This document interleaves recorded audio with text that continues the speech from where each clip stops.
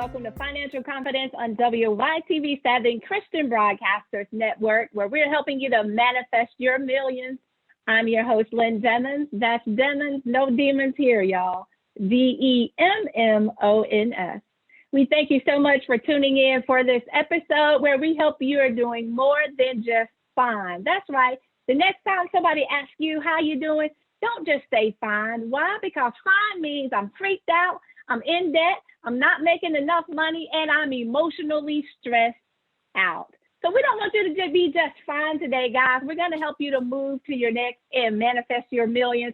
We have an exciting show for you today. So go get your pen and your paper because finances in a rut. Need a way out? Lynn Dimmins is here to help. She's your personal financial rebound coach. Being a wife, mother, and educator, she understands the importance of controlling your finances and building generational wealth. She is here to help you find money you didn't know you had and live life on your terms. Sounds too good to be true? Well, it is true, and it's definitely a good thing. Lynn Dimmins of Dimmins Enterprise offers one-on-one coaching, group coaching, and radio podcast entitled Financial Confidence God's Way on WYTV7 Christian Broadcasters Network. Lynn Dimmins. Get to our guest today. Remind you of our guiding principles for this show, which is Matthew 6:33. Seek ye first the kingdom of God and his righteousness, and all these things shall be added unto you. We also implore that you pray over your finances so you can do the things that you're called to do. That's to build generational wealth and leave an inheritance for your children's children. No, it doesn't mean you can't have fun in life, but we're definitely looking at opportunities. How do we build for generations to come? So, if you will, guys, just take a moment and bow with me. Lord, help us to value things in this world that are really valuable. That's our relationship with you, our lives, and our families. Help make us responsible stewards of your financial resources, and let us trust your holy word. Eternal glory in thy son Jesus' name we pray. Amen. All right, guys, I'm ready to introduce our co-host, if you will, in the show today, Miss Germeen Greene. She is coming to us live. Germeen, how are you? I'm good. How are you?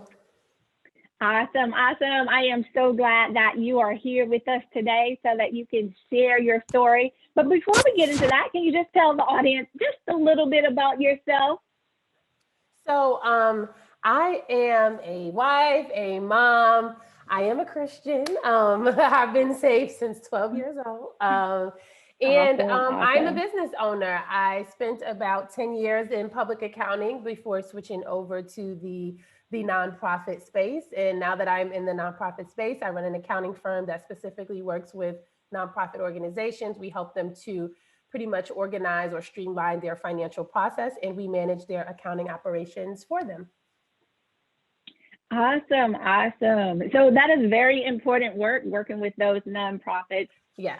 So if there are any nonprofit listeners listening in today, hopefully you will get some valuable information out today, and definitely contact Miss Germeen Greene. So Germeen, so we can let's get to the real meat and potatoes. Let's really get to know Miss Greene. So what I want to ask you today is about your first job and your first paycheck. So what was that first job? Okay, I think back to, I believe it was 12th grade, and I worked at David's Bridal, actually. I was usually responsible for, as brides or soon-to-be brides made their appointments to come in and try on dresses, I was usually responsible for pulling the dresses, setting up the dressing room, things of that nature. My first paycheck, what did I do with it? I was in 12th grade, so I'm pretty sure I probably did a little bit of spending, at that time. Right. Right, you're young and kind of probably just happy to have a couple dollars in my pockets. I probably took myself on a mini shopping spree because I'm sure I wasn't paid that much. But yeah, that was my first job, David's Bridal. Awesome. So you're the first David's Bridal, because when we think, I think of David's Bridal back in the day when I was a kid, that was like the go-to place for your prom dress or for your. So that was Cinderella land to be able to go into David's Bridal and try on all those dresses. Yes, we'd have girls coming in for sweet 16s. Like it definitely wasn't just for weddings. Right, right. Awesome, awesome. Well, that's a great first job. So let's move on just a little bit and think about the work that you currently do. So how did you get started in the accounting space? Was it something you've always wanted to do, or was it something that you just happened upon? Because accounting is dealing with numbers, and most people are not like, yeah, that's what I want to do. I'll be honest. When I tell people this story, they're like, really? I really wasn't sure what I wanted to do when it was time to go to college. Like most probably 18, 19-year-olds, I think it's really difficult to kind of say, like, this is what I want to do for the rest of my life at 18. But because I just wasn't sure, I was like, okay, what subject am I really good at? I was good in math. I equated that to maybe that would be a good accounting degree.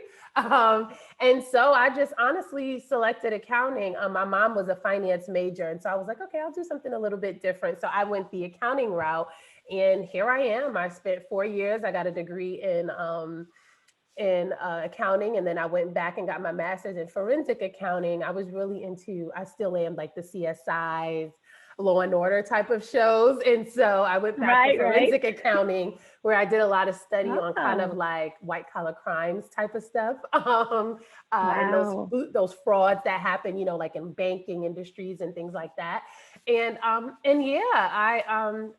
so that's how I ended up in the accounting field. And then I ended up graduating with a job offer, and it kind of just took off from there. And so I spent some time in public accounting. Then I went internal and worked at a couple of different banks. And once I had my daughter back in 2018, it was kind of like a shift. Like I had my sights on climbing the corporate ladder until I had a kid. And I was like, maybe that's not what I want to do. You know, I wanted to be home more. I wanted to have more time freedom. And so at that point, you know, I made the decision to ride out my maternity leave. And then I was like, okay, I'm not going to return. And then an opportunity a couple of months later, an opportunity just kind of like fell in my lap for a nonprofit here in New York who had been abruptly losing their CFO. They were like, we need someone full time, but until then, can you like sit in? And I was like, okay, like, you know, because at that point I wasn't really sure what I wanted to do. And so I tried it, and I was like, I think this is going to be it for me. And, you know, I really enjoyed the fact that I was working for an organization where I felt like I was doing good. They were, of course, doing good in the community. Felt very different from corporate, where I felt like I had an actual hand in how this organization was able to uplift the community. And from there, you know, I did a lot more research on the industry as a whole. And that's when I kind of spent more time. I worked there, and I worked at a couple of other nonprofits in that interim role of controller/CFO. And that was the catalyst for me starting my own firm. Wow. So let me backtrack. Let's go back a little bit, because earlier you said your mom was the finance person. So what impact did your mom being in the finance field have on your decision ultimately, you think? We were I think times have changed. So like, whereas now you hear a lot of like, do what you love, my mom, probably being a finance major, was very big on pick a career that can support the life you want. And so I went to a performing arts high school, actually. And so, you know, I sang in the church choir and all those things. So it was like, I teeter-totted back and forth as to whether I was going to go to school for music or whether I was going to, you know, pick kind of like that traditional career. And I'll be honest, it came down to what was going to pay me. And when I realized that the music wasn't going to be as steady as I wanted it to be, you know, I was like, okay, I didn't want to do the exact same thing she did, which is why I was like, okay, maybe I won't go the finance route, but I'll go accounting, which is closely, you know, related. And so, you know, I think that her having gone through school as well, so I wasn't first generation, she was. And so I think having her going through that, and then her take on just like picking a career and things like that, I feel like I grew up with that. I really want to make sure I got a career that can put a couple dollars in my pocket. And so that that played honestly the big part in me saying, okay, I'm not going to go to school for music. I'm going to choose something else that's a little bit more what we quote unquote say stable now, right? Because technically nothing's really stable. But back then it was like, I felt more guaranteed in that field versus like music. Awesome. So I know we won't put you on the spot and ask you to sing today, but if you feel inclined to do so. But on a serious note, one of the things I wanted to reiterate that you actually hit on was the fact that there's no such thing as a guarantee now, right? When we think about those jobs, because that's what we were all told, go to school, go to college and decide what it is you want to do and get that good job. But there's no such thing as that good job or that guaranteed paycheck anymore. So now you've moved to the place where you have your own business. So what have you seen has been the true difference for you, whether it's financially, your time, things of that nature, in owning your own business versus being on that corporate ladder? So I will say, I think it's pros and cons, but that's with anything, right? And so, but the huge part is I now have 2 children, and with both, I've pretty much been home the entire time with them, right? And so, whereas like, most moms don't have that luxury. It's like you get that 3-month maternity leave, and then you're trying to figure out childcare and, things of that nature. And so that was, I would say right now, that's been the biggest blessing of it. But the other part is being able to kind of grab my career by the reins and drive it where I want it to go. And so while I was making very good money in corporate, I felt very disconnected to what I was doing. And at the point that I was ready to leave the job, I could do what I was doing in my sleep. In my business, I feel very challenged. I don't know who said this. I read it somewhere, but they were saying like, when you become an entrepreneur, it's the most self-development that you will ever go through. And I'm like, ever. Like I think like both personally and professionally, like I have grown so much. I've learned so much about myself. And then it's also been nice to provide opportunities to others, because I'm also of the space where I did not come into this to be a solopreneur forever.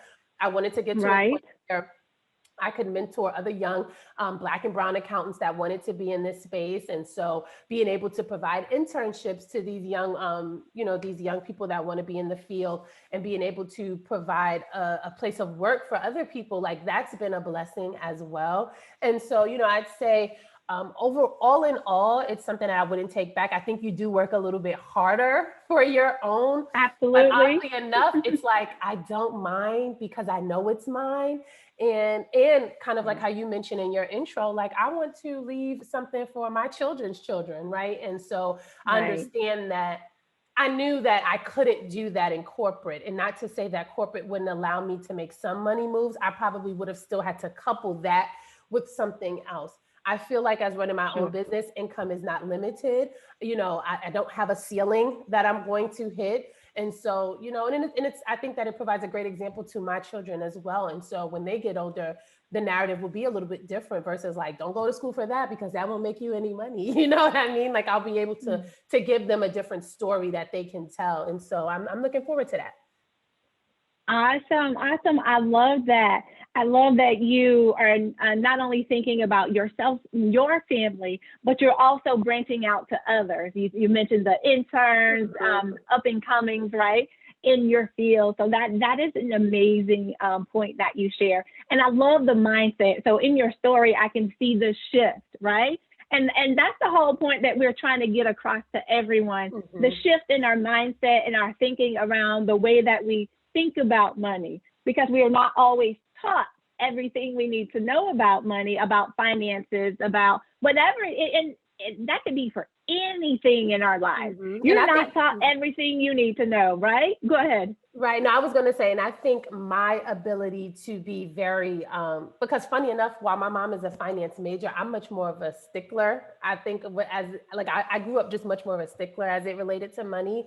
And it's odd because like hearing you say, we're not taught financial literacy, but it was one of those things where I feel like my willingness to be so on top of my money almost came from like a scarcity mindset of thinking like, I never want to run out, right? I don't ever want to get to this point where I don't know. And so I got so caught up in like, make sure you spend, this amount of money on this, make sure you follow your budget to the T. And I will say though, I've been able to expand my thinking a little bit more around that. And while I still am very much an advocate for budgeting and spending wisely, I also got out of that scarcity thinking, though, of thinking that there is no more.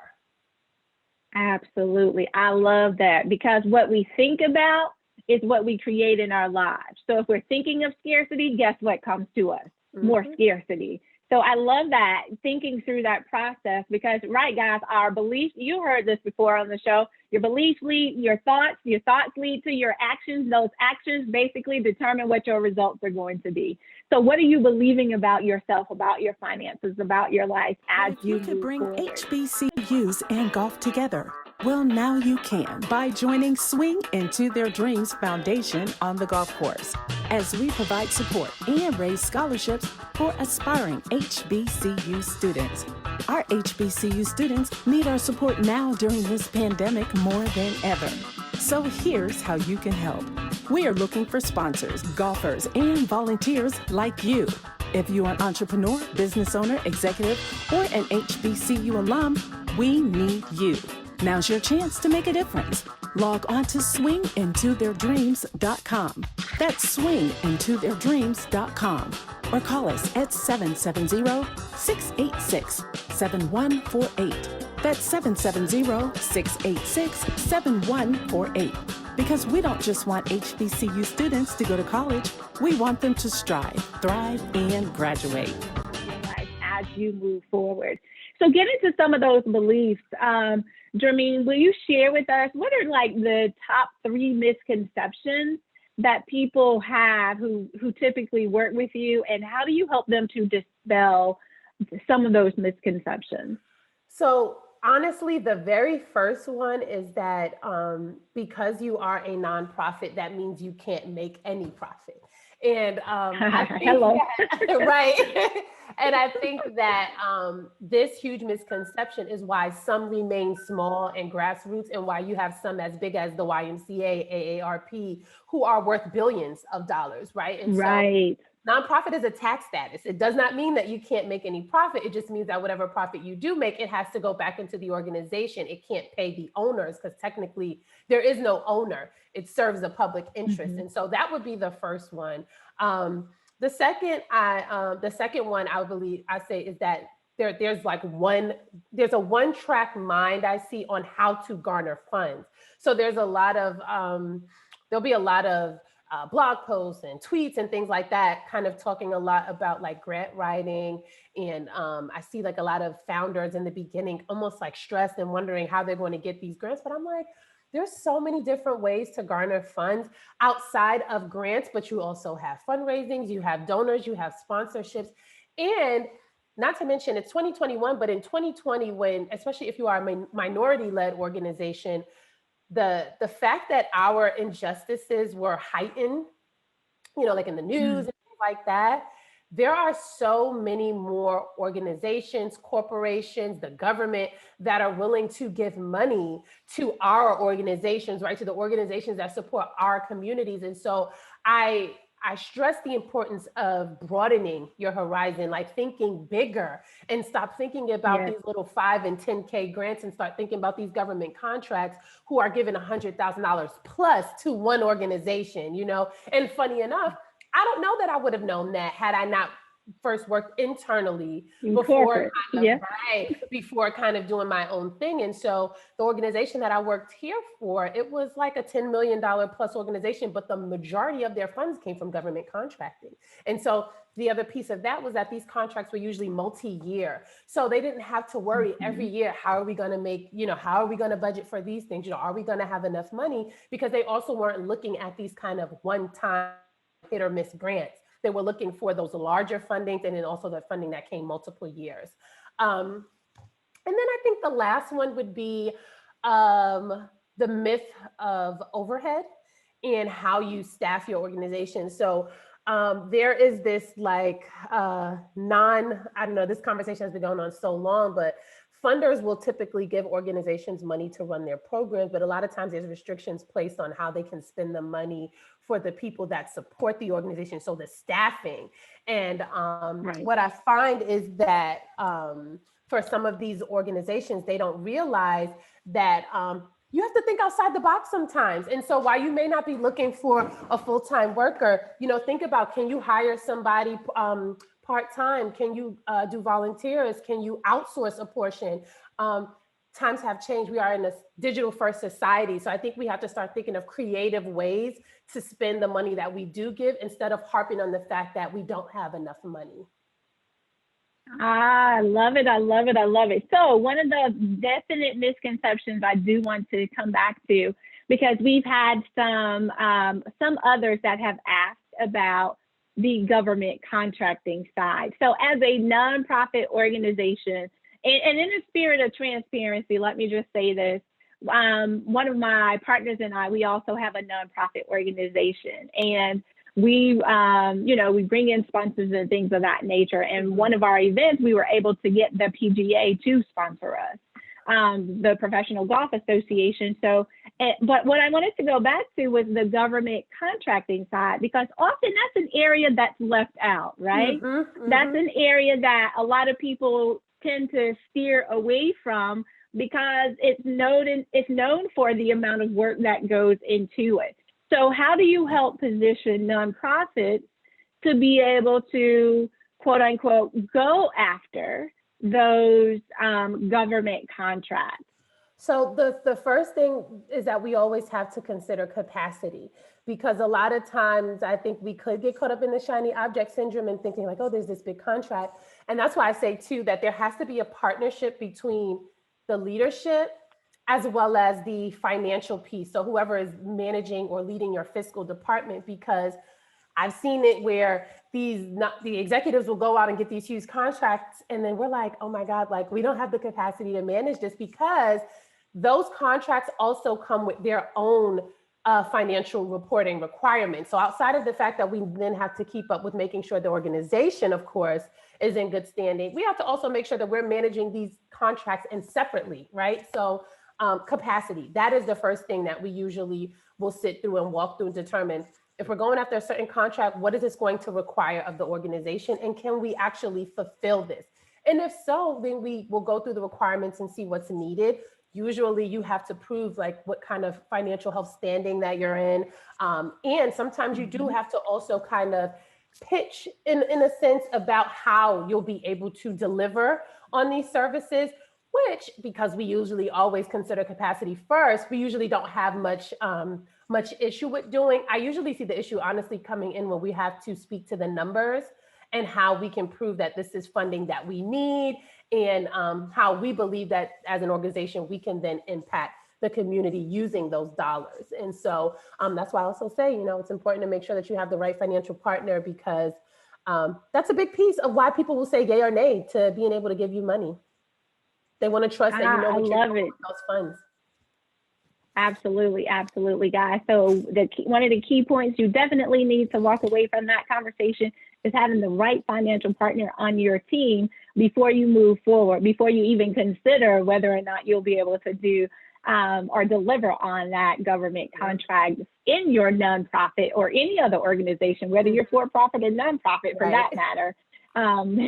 Capacity is definitely another huge piece of the pie. So Germeen, we truly appreciate you for joining in with us and sharing your story. This has been really fun, and the time I had a great time.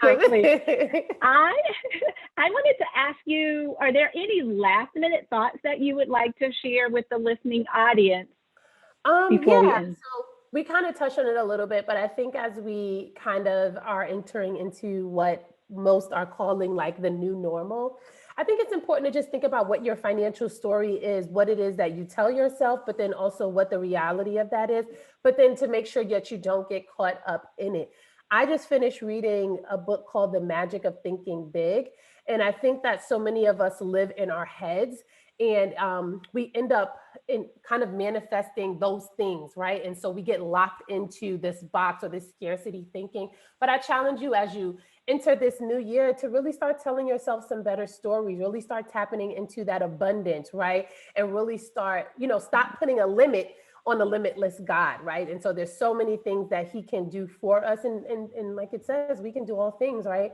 Through him who strengthens us. And so I just implore you to really hold on to that and to take that with you as we, head into this new year. Absolutely. I love it, guys. Words to live by. Yes. We have a limitless God, so why are we putting limits on him? Tap into that abundance is what she said, guys. So we want to thank you so much for joining us, Germeen. How can our listeners find you? Yes, so I am on Instagram and Facebook at The Visionary Accountant. You can follow me there, message me there, send me questions, and I'm very responsive. Awesome, guys. That's at The Visionary Accountant on Facebook and Instagram. Well, Germeen, we thank you so much for sharing with us, stopping by. We hope to see you in the future. Don't forget, we'll be looking for that song. Yeah, I didn't forget. Thank you so much for having me. Awesome. Well, guys, we thank you so much for tuning in for this episode of Financial Confidence, where we're helping you to manifest your millions, helping you to make your money, keep your money, and grow your money, so you can do those things that you're called to do. That's to build generational wealth and leave an inheritance for your children's children. We also implore, guys, that you reach out to us. We want to hear your money success stories. We want to know how you're doing. Go ahead and give us a call at 470-236-8282, or you can send us a message. Email us at financialconfidence2021@gmail.com. That's financialconfidence2021@gmail.com. We thank you for tuning in for this episode. We'll be here next week, same time, same station. Until then, you guys stay safe.